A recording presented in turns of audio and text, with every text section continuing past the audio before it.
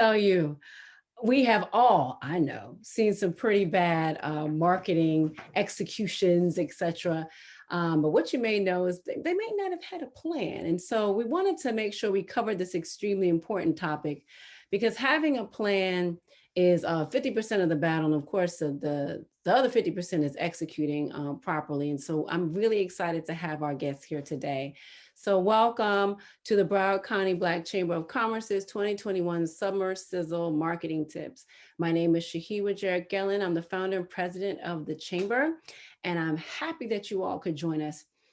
I want to just share a bit of a story as to why we're doing this now, and me doing some research, and background for the topic. What I found, I actually came across a very popular Black-owned company this year and watched a video that they did with Shop Black. And I posted it last Tuesday for those of you who are on our social media and keeping up with the things we post as a precursor to tonight's session. The company is called Herb and Eden, and they specialize in putting natural scents and components in shower gel, soaps, etc. Now when they started off, their revenue was about $14,000 or $15,000 annually. I watched the interview and I watched the owners talk about how they started reinvesting some of those revenues into marketing, and how their company went from, revenue of $14,000 to $15,000 to $250,000 annually. So this marketing is not just something that we talk about. It's something that is at the crux and at the essence of a successful business. I also want to share lastly, before I introduce our guest speaker, that the same company stated that when there was an explosion in buying Black last summer, because they had invested and reinvested some of those revenues back into the company and specifically to marketing, they were perfectly positioned to take advantage of that because their brand was out there. They've been doing it consistently. They'd been spending. So they went from a $250,000 company to a $2.5 million company. Now, those are the types of results, we want, Kim. But we have to start with a solid plan. So without further ado, I want to introduce our speaker tonight, Mrs. Kimberly Gray Roberts, and her company, Absolute Value Marketing, that provides a full spectrum of marketing needs for small to medium-sized businesses. The team develops and aligns new or existing brand identities for companies that resonate internally with stakeholders and externally with target audiences.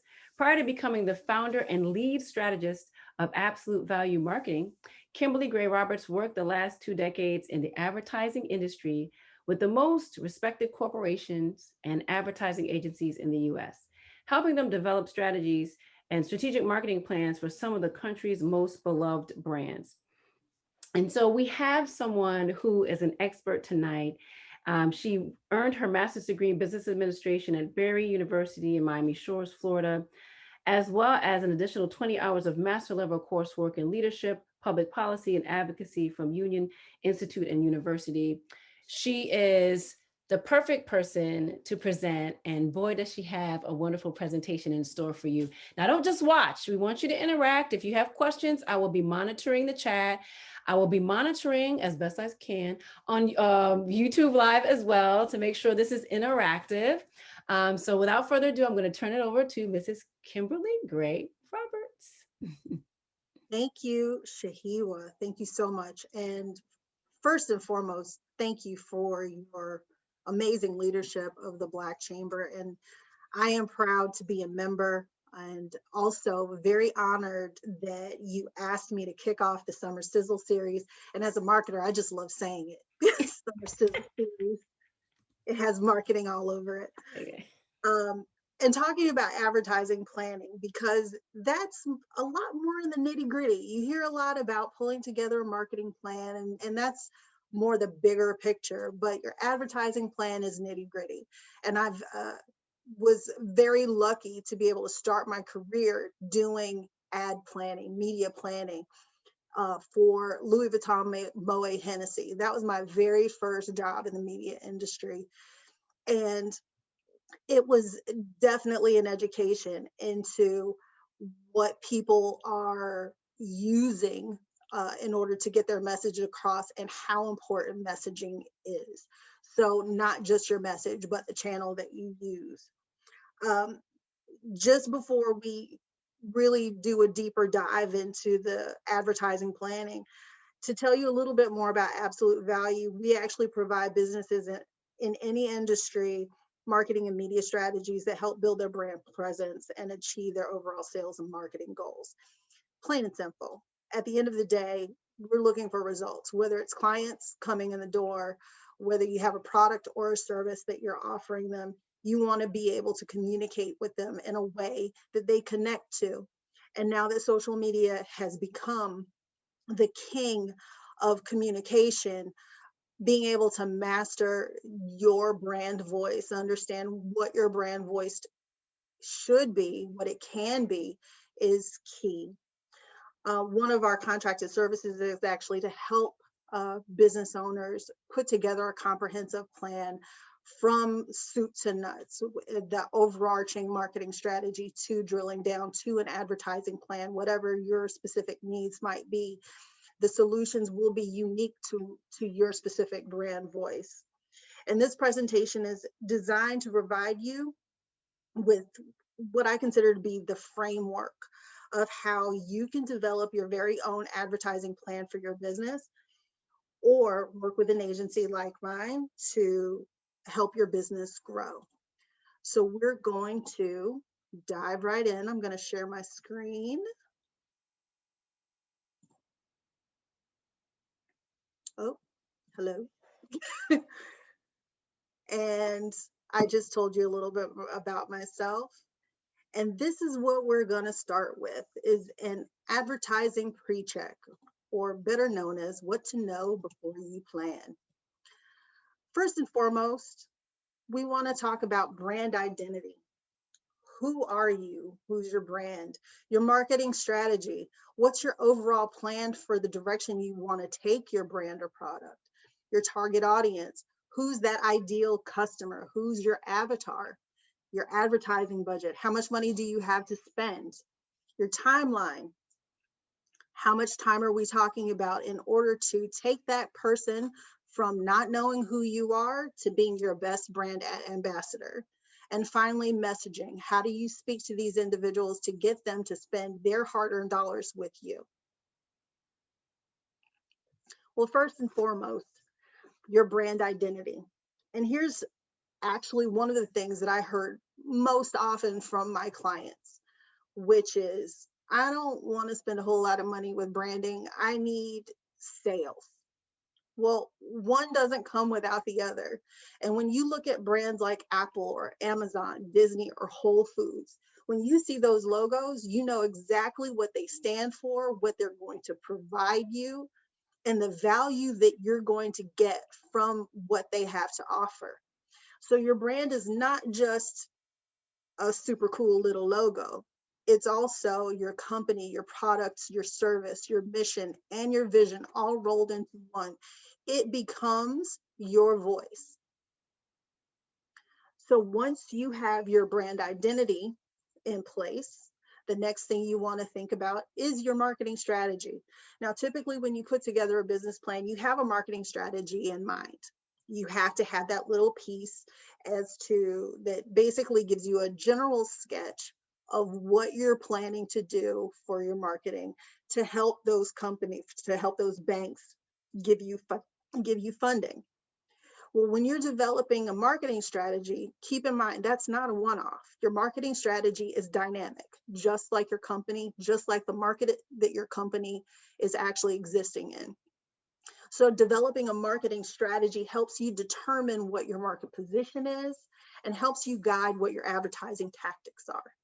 And it keeps you very focused and in the moment for what is happening with your brand, with your company, and where it stands within in the marketplace. So you want to look at your 5 P's, of course, your product, place, promotion, and your people. But you also want to build into that your brand objectives into your marketing strategy. What exactly do you want to achieve as a brand above and beyond making sales? Revenue, of course, is part of that, but also what do you want to achieve? What do you want your brand identity to say to your consumer base? Once you have those strategies in place, you're going to set your key performance indicators. What is a success for you? What would be successful?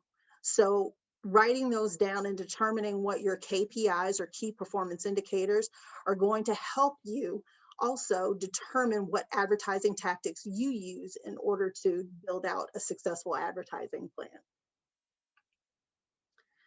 The next piece of this is really to drill down onto your target audience.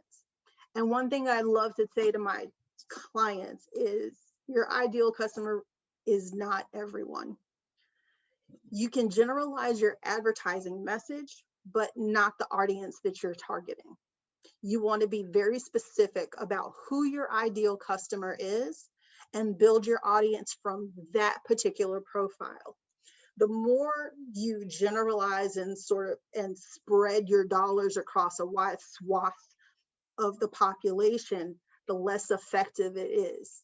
You're essentially diluting your dollars. By targeting your audience and figuring out who that ideal persona is, you're now concentrating those dollars on people who are just like them, and therefore becoming more effective and moving the target farther down the sales funnel. And consistency is key. So when you're looking at your target audience, you're also thinking about, well, how much money do I have to spend? And that may be top of mind for most of us. So here are a couple really easy ways to determine what your advertising budget should be, especially if you're starting from, I have no idea, to I have this much, a very set budget. Number one, you could look at a % of your sales, and your sales could be past, current, or anticipated. The next way is an objectives and task method. It's a little bit more scientific because now you're taking your marketing objectives from your marketing plan and you're determining the task that will be related to those specific objectives. How much is it going to cost you in manpower and resources? And then that number, when you add those two things together, you'll know exactly what you need to spend for your advertising budget. Those two numbers should be commensurate. The next piece is your timeline. Allowing your timeline, allowing your campaign to really have a chance to develop and spark awareness, arouse interest, gain consideration, generate the intent, warrant the evaluation, and secure the purchase. You need time for that. And it should be based on three main factors. Of course, your budget, your calendar of events, and your seasonality of your sales cycle. So once you have all those things in place, you can make a good estimation of how long your overall advertising plan should last. Typically, I always plan around a year and try and adjust my budgets to fit during those calendar of events and sales cycles that are going to allow for my budget. But I want to make sure that I'm always in front of my customer when I need them to be. And even more importantly, always giving them the impression that I've not gone anywhere. And that's a little bit of an art, and we'll get to that shortly. Then finally, messaging. Crafting multiple messages helps you speak to audiences specifically in the environment that they're in. We all know there are a lot of people who use Facebook, but Facebook tends to skew a little bit older. Facebook is going to have a different advertising message than, say, if you decided to do something on TikTok. TikTok skews significantly younger. So you don't want to have the exact same tone of voice for your Facebook ad as you're going to have in your TikTok ad. It's not going to resonate and you won't seem authentic. You're going to look generic and audiences won't buy it. Give you a really great example. If you've been following the news lately, you've seen the unfortunate incidents with one of my favorite people in Hollywood, Michael B. Jordan. He did something that seems like it was a really good idea. He started a rum brand. Go Michael B. Jordan. That's awesome. Good for you. Boo for you. You took a name of an event, of a cultural event that you know nothing about, and affixed it to a brand and then trademarked it with zero real knowledge of where it came from. And unfortunately, the backlash has damaged him. Now, he apologized. That didn't really go anywhere. And he finally has decided to change the name.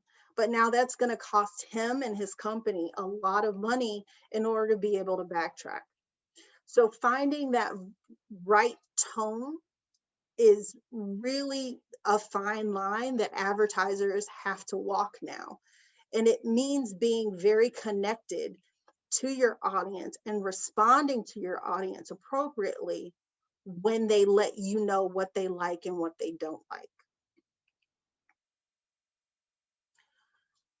Finally, once you get all of these things together, the final piece of your pre-check is to align your tactics with your sales funnel.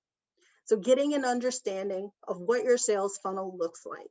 You have your awareness, consideration, intent, and then finally purchase. And you want to see that all of your advertising tactics align appropriately. So we do that, but first understanding that the consumer is in control and you have to engage in an active dialogue. And that means getting the right balance between your sales funnel and your tactics. So your balance is very important. And when deciding how to reach your target audience, you want to answer, always keep these two questions in mind, which is, what problem are you solving for your customers? And what is your unique or convenient solution that your product or service provides? And now we dig into the plan. So you understand your channels, you understand that you have your marketing strategy is in place, you have your messaging, you've got a good idea of what your messaging should be. So now we go into the actual planning. And this is the nitty gritty. This is the dirty part. The phase one is understanding. Again, understanding who is my ideal customer. What do they want? Where do they go to get their information? How do I find them at any given point of the day? Your phase two is your planning phase, which is, what are those channels that are going to best reach them at any given point of their day? Phase three is your build phase. And in this phase, we've reached out to them and we want more people just like them. So this is where it's going to take time to build your audience, to grow that audience of people who are going to come and use your product or service. And while you're doing this, you're also simultaneously testing. And testing is a very important piece that we do all the time when we have $86 million budgets. But even if you have an $800 budget, testing is important. And that is because you want to always know what phase one is. You always want to know exactly what your customers like, what they don't like. You want to know them as well as they know themselves. So in order to do that, you have to also carve out a piece of your budget for testing. The next piece of that is refining your budget. You want to take refining your plan. You take your plan, and once you find out during your test what works, what they like, do they like red or yellow? Do they like blue or green? Do they prefer the word clearance or closeout? Once you figure all of that out, then you can refine it and you can take out those pieces that aren't as efficient. Because at the end of the day, we're trying to make sure that you're spending your dollars as efficiently as possible.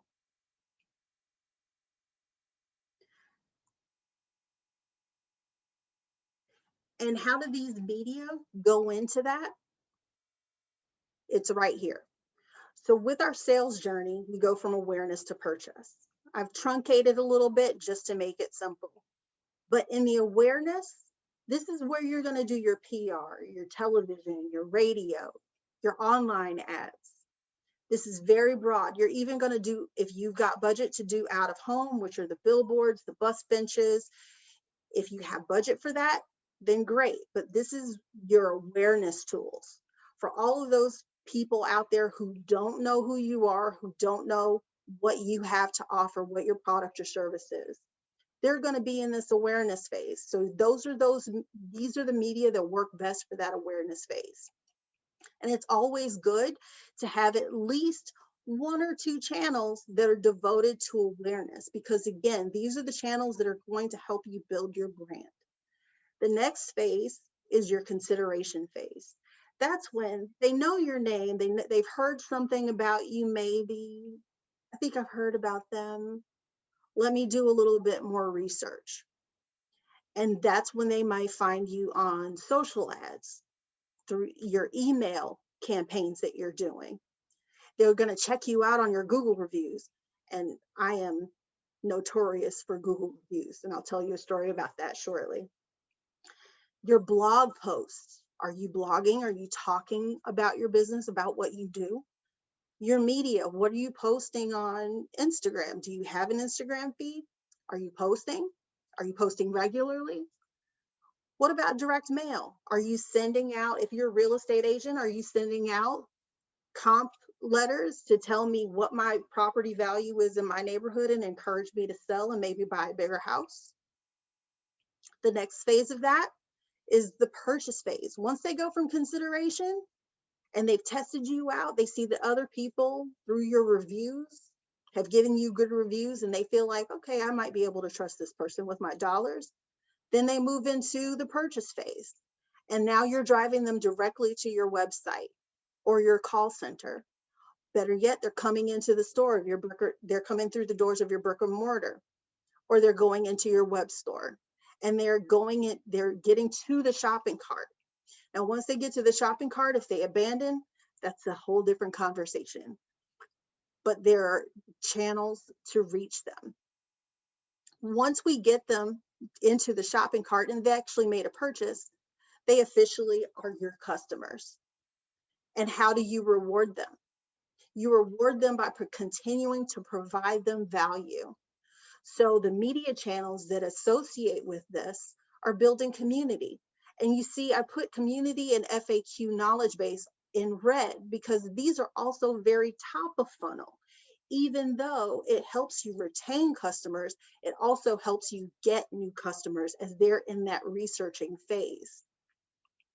The next piece of your retention program, you may want to set up a loyalty program, a newsletter, or even a blog. And you see here, your blog goes under consideration as well as retention. Keep that in mind. Again, you're setting yourself up as an authority and a trusted partner with your consumer. So these are very important media channels to consider and to be consistent with, to keep them updated, keep them refreshed, so that when people come to you, they're getting new ideas from you at all times, because again, they're an authority and they'll continue to come to you. And if they'll continue to come to you because of the information you provide, they'll also advocate for you and become your ambassador.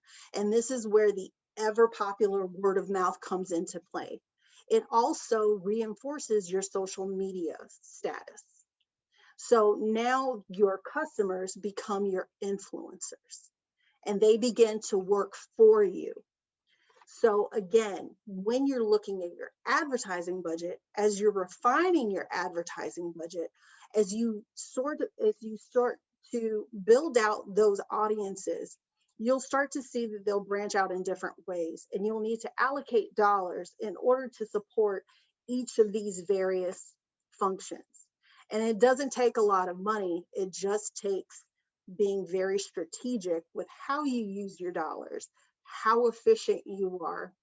And again, one of the most important things that I like to do is really focus on your earned, owned, and paid media.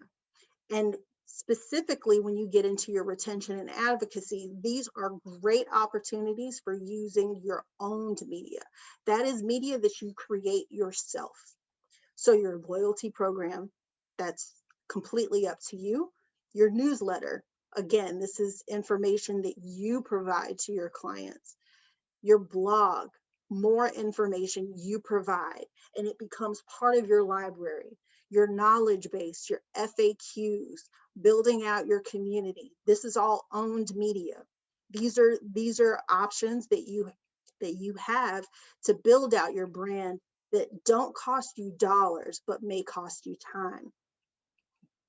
But they're very, very important. So we looked at how the different channels feed into the purchase funnel. This is the media mix. There's print, and print can go from very inexpensive to very, very expensive, depending on what it is and how it's used. I used to buy ads in People magazine. One page in People magazine could cost $500,000, a full page ad for 1 week. Keep in mind, People magazine is only on the shelf for 1 week. So $500,000 for 1 week, that's a lot of money. Versus some ads you can find in community newspapers for as little as $300 or $400 a week. It's a big difference. But you have to know what your audience is and how you want to use your limited advertising dollars in order to achieve the most effective results. You can buy magazines, newspapers. You can buy an annual publication, like a book of lists that will allow you to be around for a long time, or an event program that'll allow you to be around for a longer time.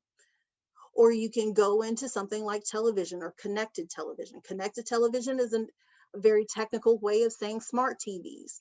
And smart TVs now have literally a completely different life of their own, in that the ads that you buy in a television program today can live for a week or more based on demand, based on demand.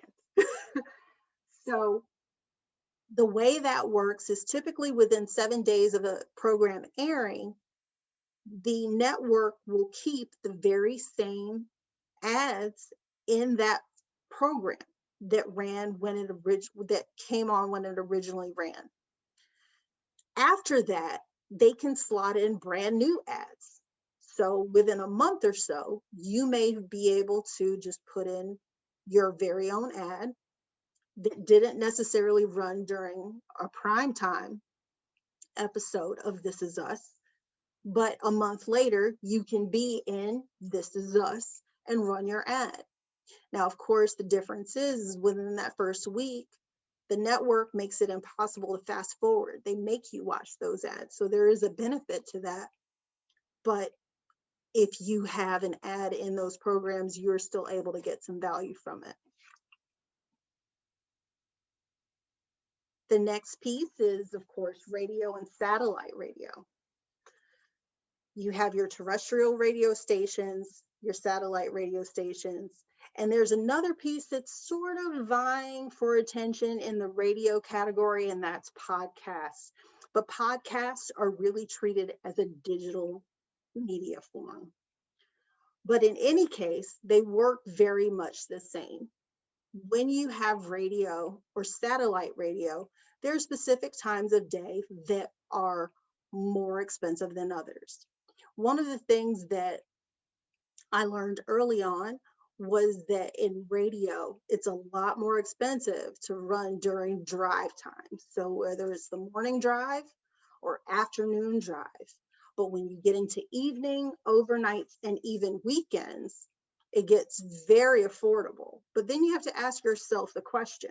It may be affordable, but who's listening? Is my target audience listening during these times? And it's sometimes very difficult because the prices are right.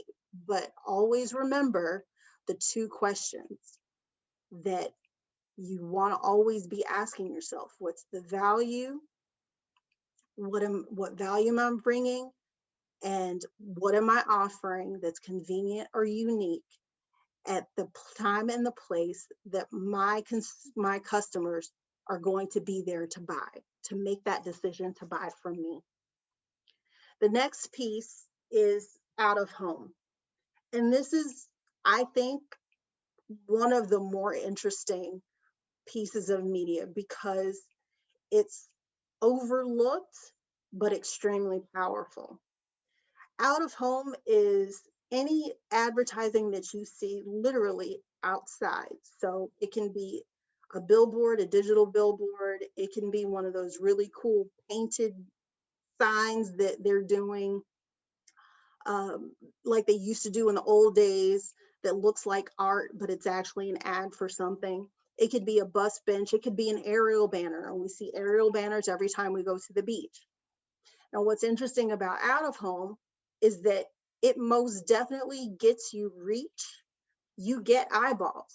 The problem, or maybe not problem, but the challenge with out of home is there's only so much you can say because you literally have seconds in order to get your message across.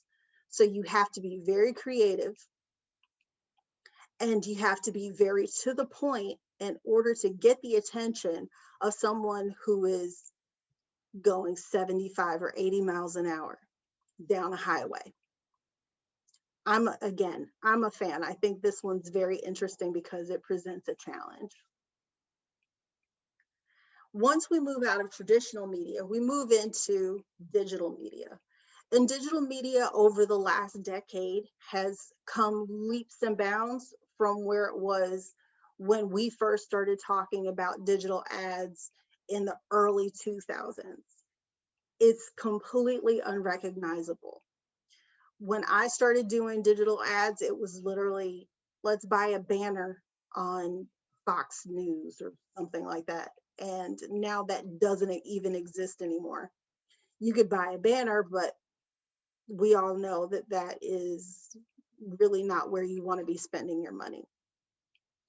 Display ads are still very much a part of the digital advertising landscape. However, it's not necessarily the most efficient. Search, on the other hand, which are also known as pay-per-click ads, can be very, very efficient. And they can also assist your brand in building its organic search results on the search results page.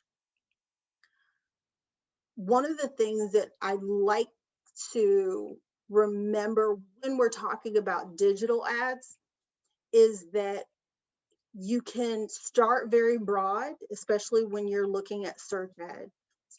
You can start very broad with buying based on a cost per thousand or CPM basis. When you do that, that's like I was saying before, it's very general, it's very broad, and it will take longer for you to get the results that you're looking for, but it's very inexpensive.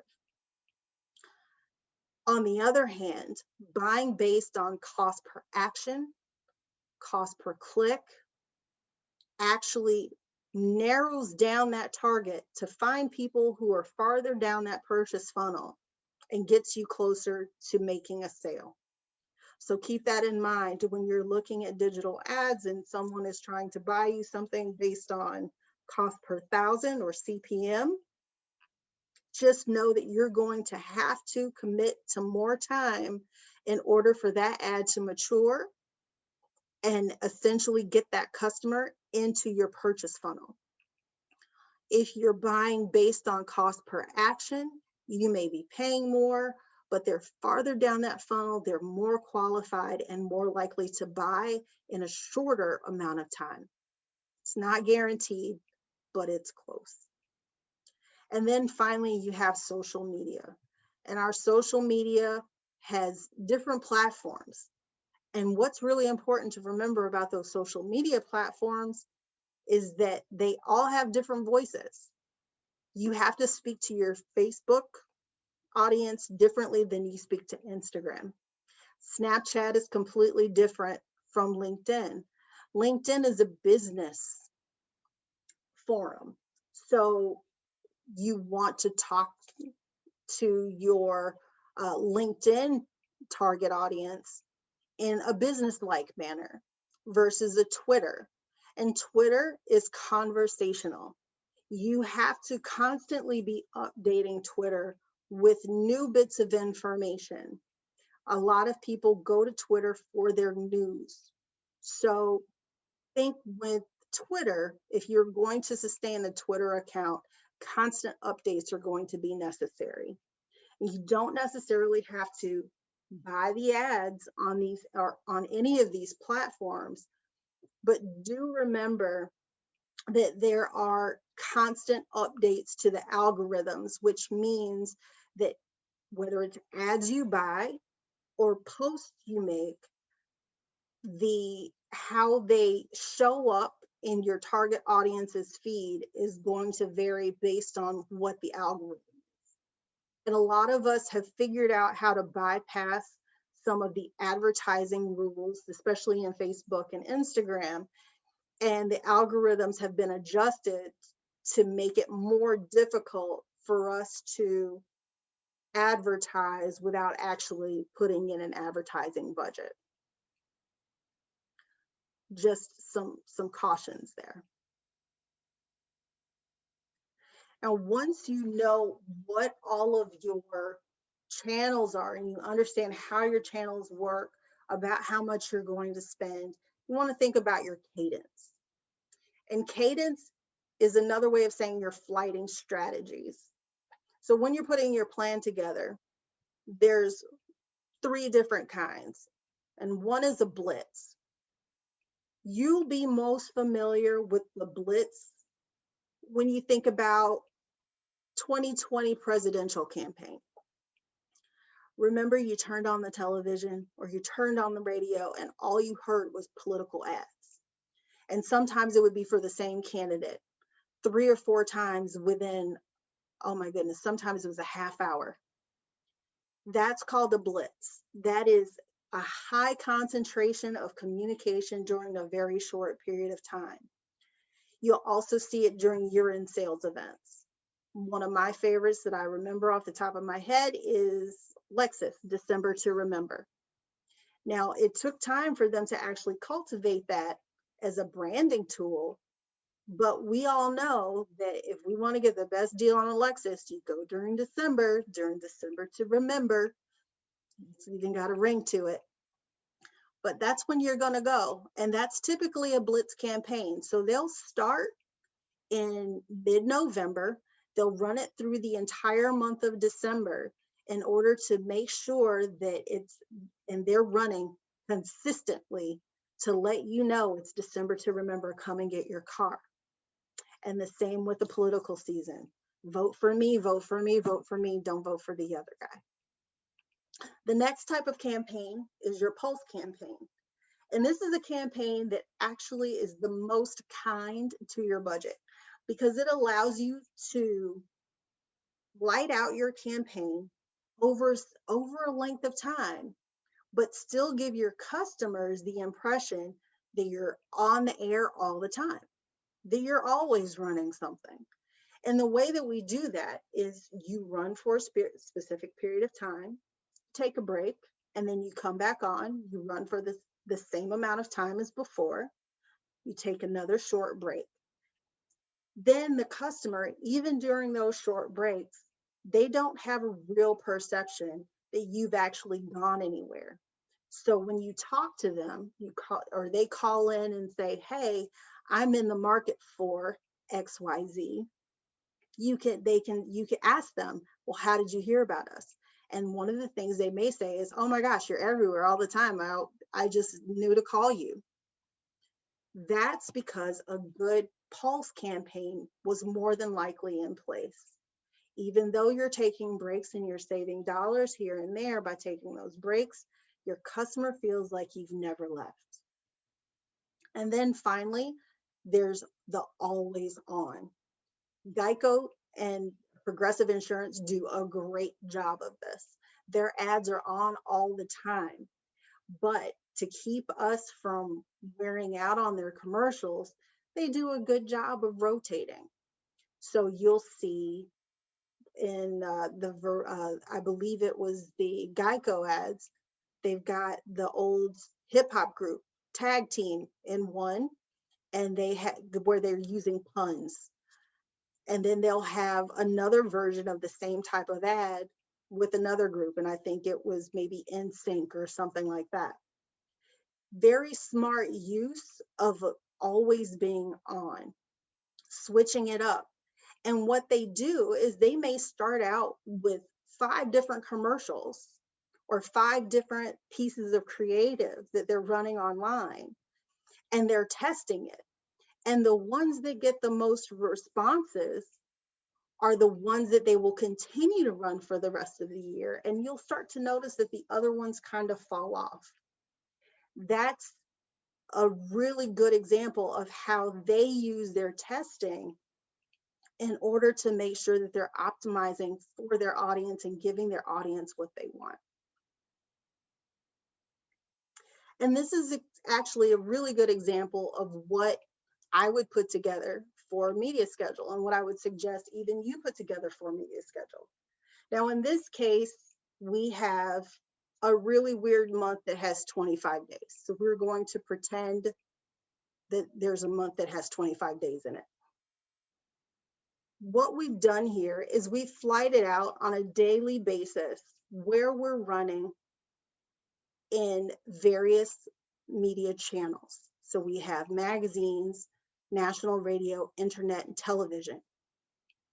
Under women's health, under your magazines, you see we've got an ad running every single day. That would be an always on strategy. If we go down to national radio and look at our program one drive time, Monday through Friday in the evenings, then you'll see what is an excellent example of a pulse program where we have 5 weeks on or 5 days on and 2 days off. Finally, if we go down to television and we're looking at Food Network, this is a really good example of what a blitz campaign might look like, where there are certain days or certain times of the year where it's really important for us to be on and be very, very concentrated. So we could consider that a blitz campaign.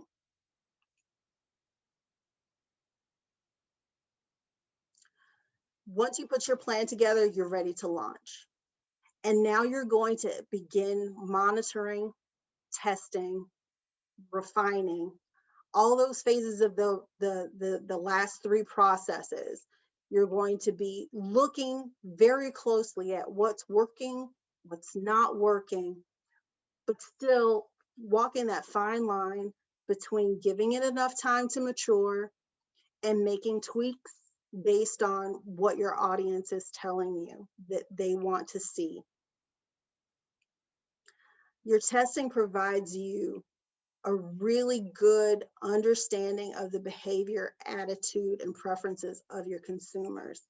So keeping an eye out for what they like versus what they don't like, using your Google Analytics or your HubSpot Analytics in order to get a feel for what is working well for you is good, especially on the digital piece.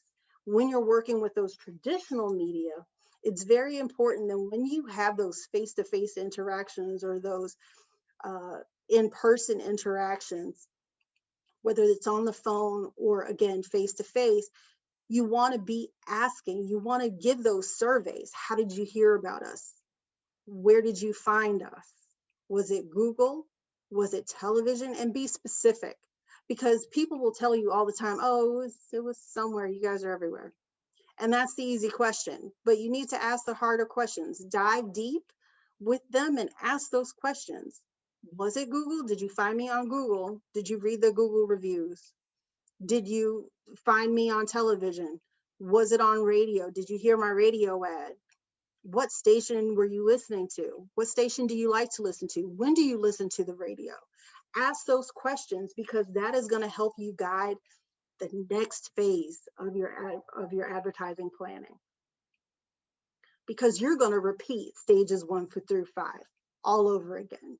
You have to, as you grow your audience, you now need to make sure that you still understand that audience, because if you have people who are coming in through word of mouth, they may or may not mirror your target audience that you initially had in mind. So you need to make sure that you're still looking at the same people. And if you're not, then you have to adjust accordingly. Branch out if you need to, but always be checking to make sure that you still have a really good understanding of who your target audience is. You need to know them as well as they know themselves. And that takes you to, again, phase 2. Begin planning based on those new learnings that you've pulled together. Build out your audience based on those new incomers that you have, the new advocates that you have for your brand. Continue to test, and of course, refine and repeat. Finally, let's say you've done this now for 6 months or a year. Your advertising plan is complete.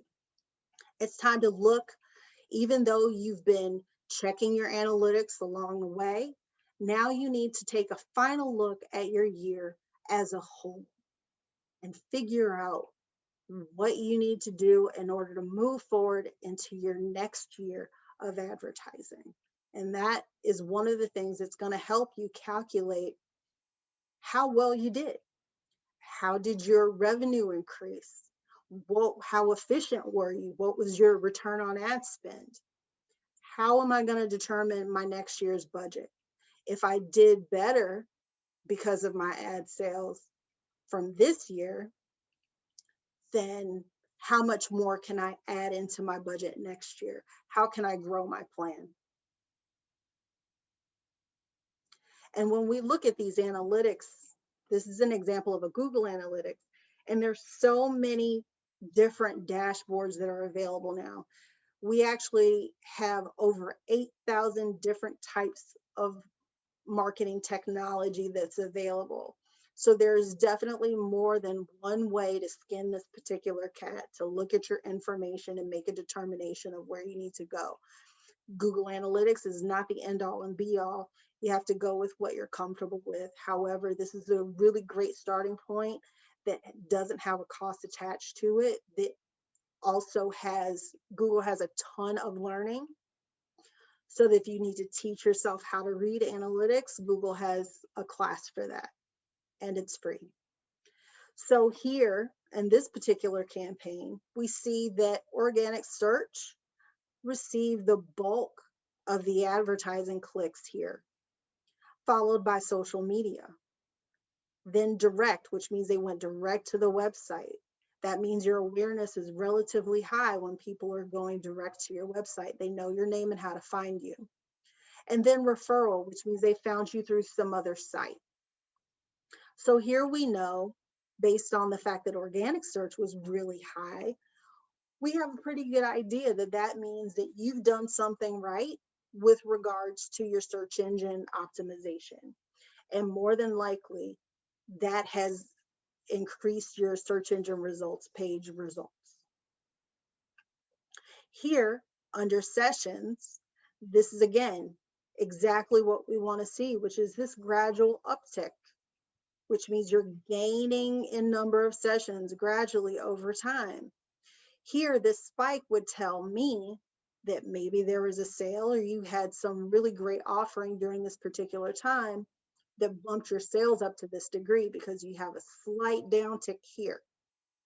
But when we look at conversions, this is about even all the way through. You have some highs and some troughs. However, for the most part, your conversion rate is pretty good. This essentially is a good looking campaign. And this is what we all need to be striving for. So when you're looking at your acquisition overview, knowing where your traffic is coming from, how you can bring more traffic in is actually going to be very valuable for you and for your consumers. Remember, content builds relationships. Relationships are built on trust, and trust drives revenue, especially now that we're in this very social media opinion driven environment. And I mentioned before about opinions and Google reviews, and I just want to share an anecdote. The other day, probably about a month or so, those really aggressive black birds, and I'm not sure if you guys are familiar with them. I think it's a Florida thing. These birds are super aggressive, and they would dive bomb us as we walked down the street. So I decided I was going to call animal control. I'm from South Carolina. Where I'm from, we just shoot. But I figured I probably shouldn't do that. So I called animal control to find out what can we do in order to deal with this bird situation. I called a company, talked to him. He wasn't super warm and fuzzy, but he gave me the information I needed, which is no, you can't do anything to the birds, and you just have to wait for them to go and take an umbrella, etc. Because I'm so ingrained with my Google account, Google then reminds me, hey, you called this guy, you should give him a review. I gave him a 3-star review. Why? We just talked on the phone. There wasn't much to say. I didn't leave any comments other than a 3-star review. And simply because he wasn't super warm and fuzzy. I didn't get the answer that I really wanted to get, but I figured that's fair. He was good. It was okay. A day later, I get the rudest response from the owner of this business, who said I never called, I was a crank, I'm just name calling. And of course, that got my hackles up, and I proceeded to read first his other reviews. And it turns out that anyone who didn't give him a 4 or 5-star review, he trashed. And he was vicious. He went after them like a pit bull on a stake.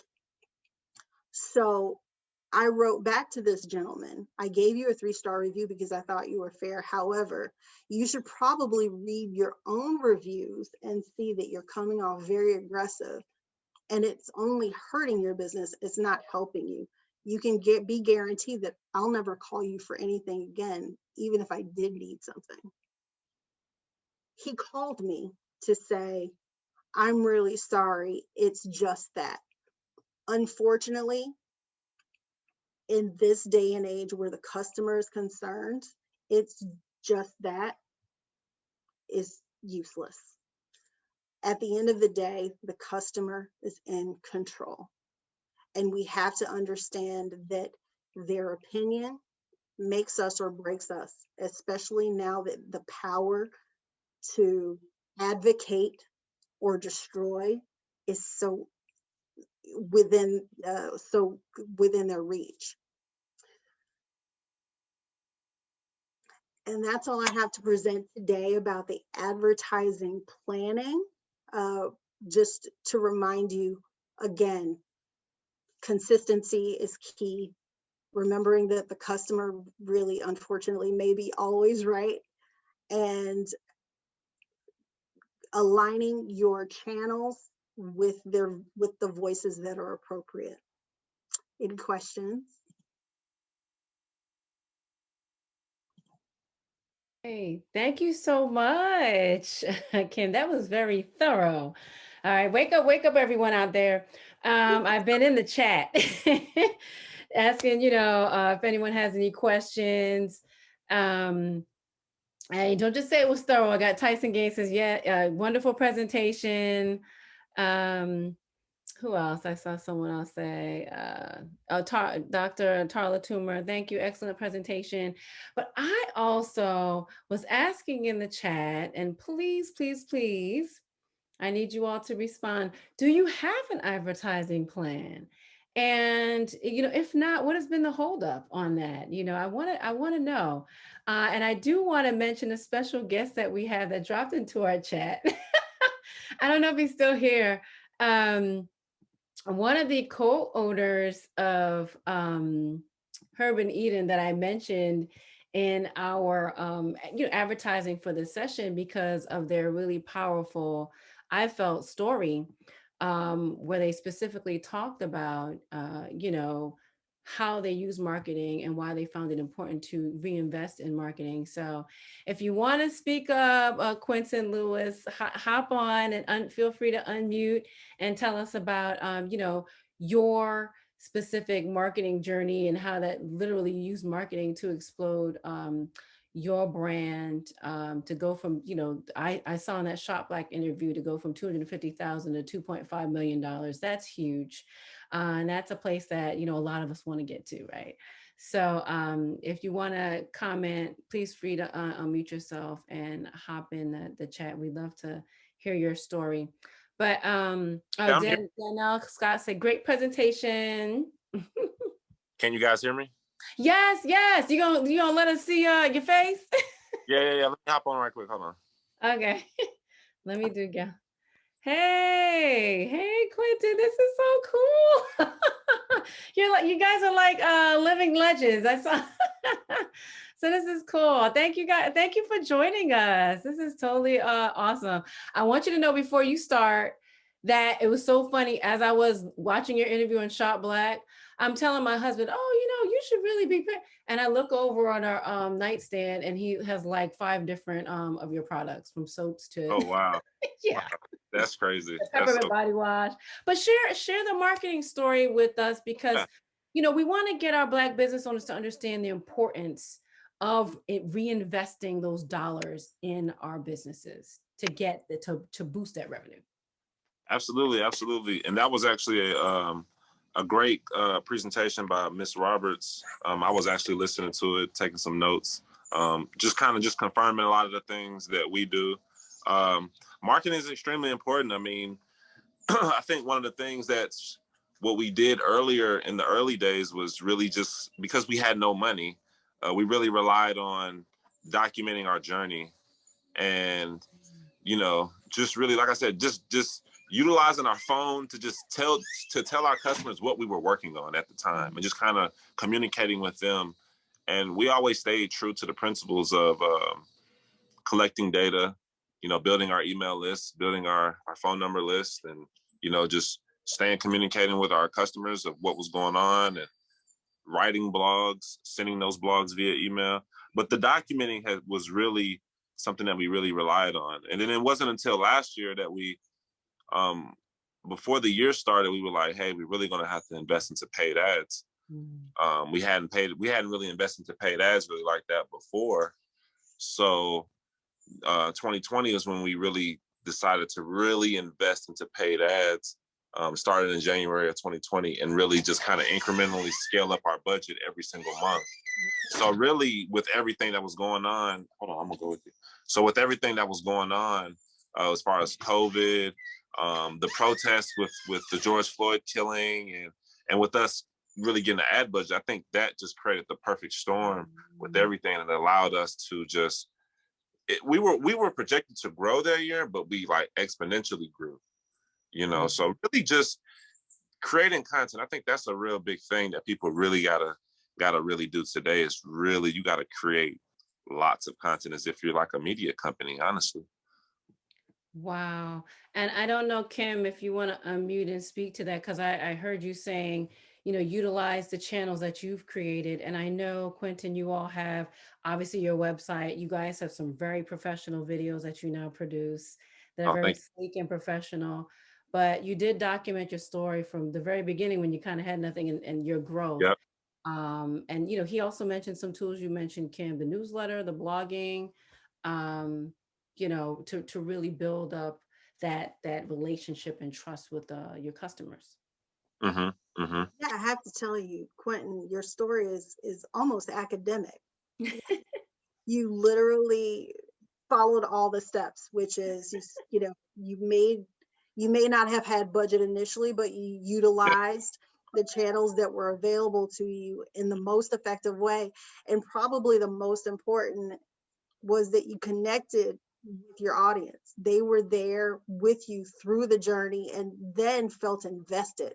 So your customers are invested in you because they've literally seen you come from, from the nothing to where you are now. So Right. it really is. I mean, your story is really textbook. It's write the book. Well, thank you, Oh Quentin. no. I know you got Oh you yeah. gonna write the book? Write the We got book. a way to go, but I do like in the future, like as we continue to go through this journey, I definitely could see a book in the future. Yeah, absolutely. Well, I thank you for joining. I see you might have to go. I see your wife in the Oh no, no, no. background. Okay. She was grabbing the keys. I'm willing to stick around and comment or answer questions or whatnot. Okay, cool. So if anyone has any questions, let me know.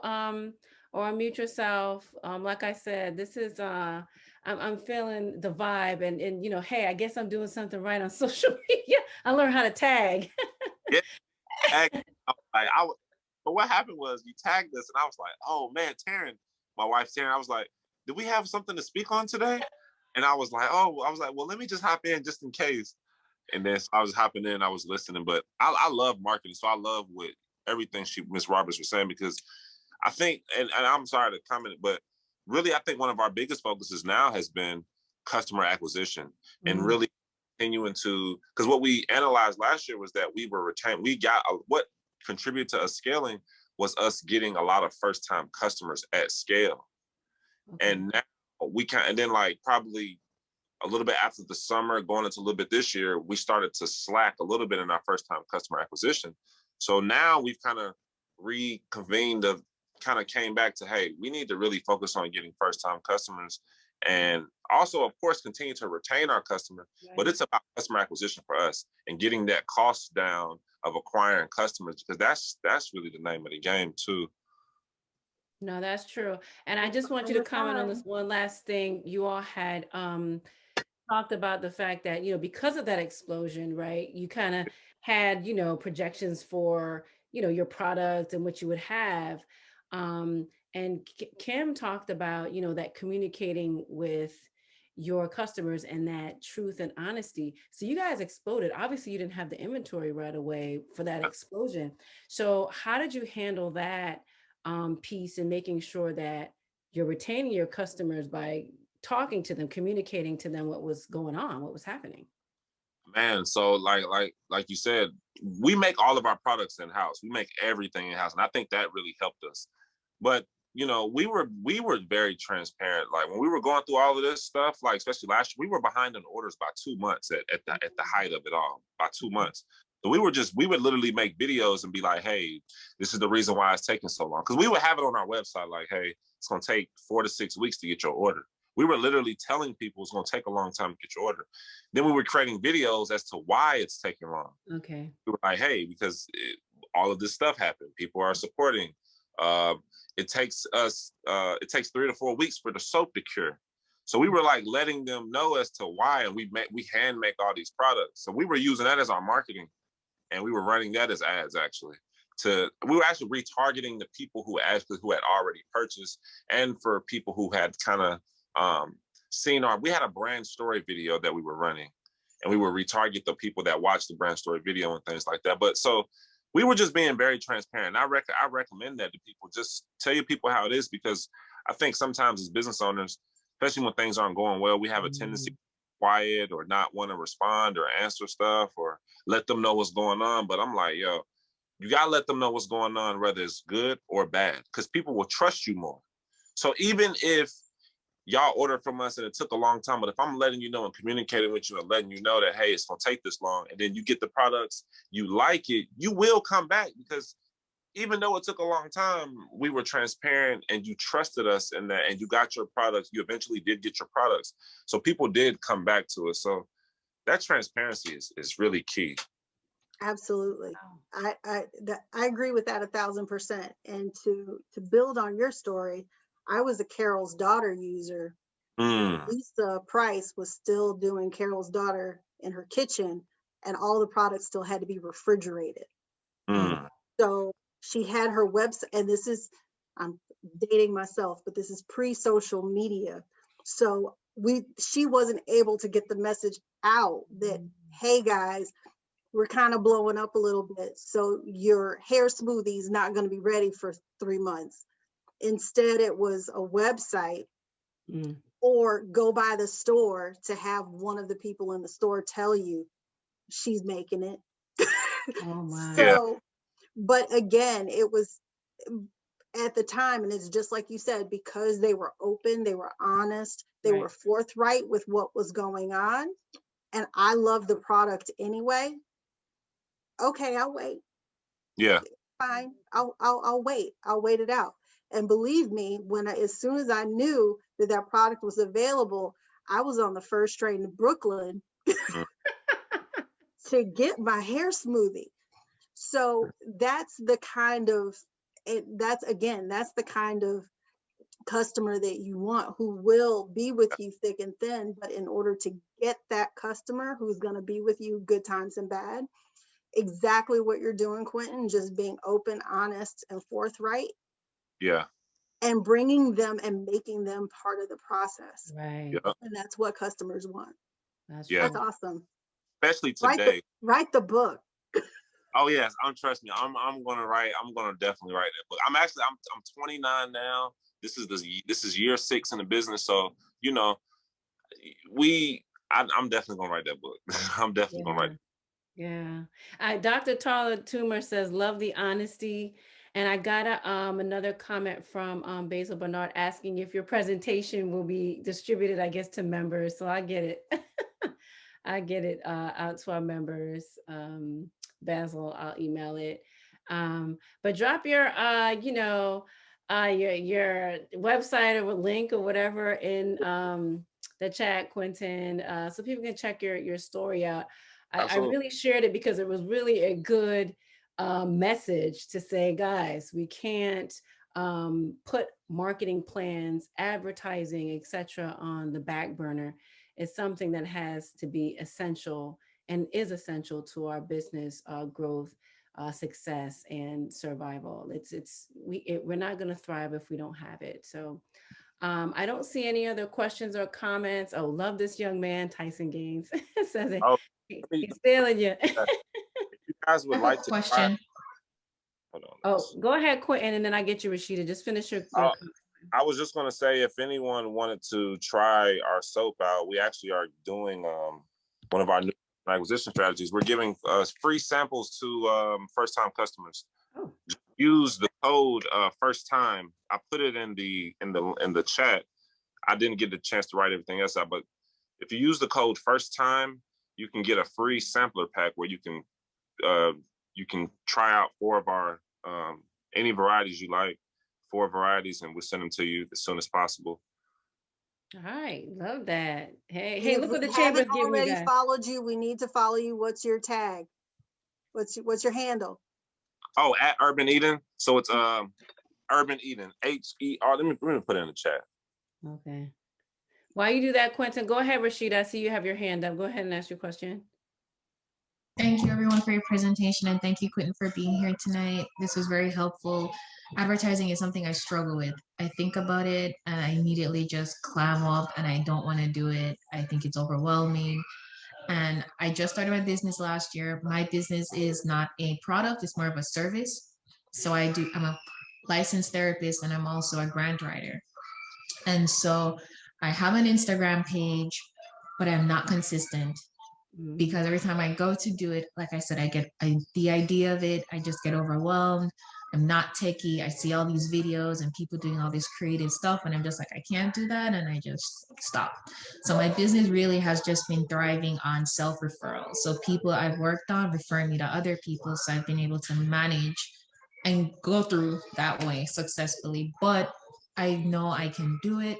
I just want to know, what advice would you give me as someone who's just finished their first year, relatively successful, but I know I have so much more to offer and to do. But advertising is something that, like I said, I know I can do anything. Anything I put my mind to, but when I think of Yeah. advertising, I'm like, nah, I can't. I can't. I would, So I, help me out, please. I would definitely. I mean, what it sounds like, because you said that you're having success. You know, you kind of get a little bit discouraged when you look at other people doing it and you want to do those things. It sounds like you probably need to reinvest into maybe hire a videographer.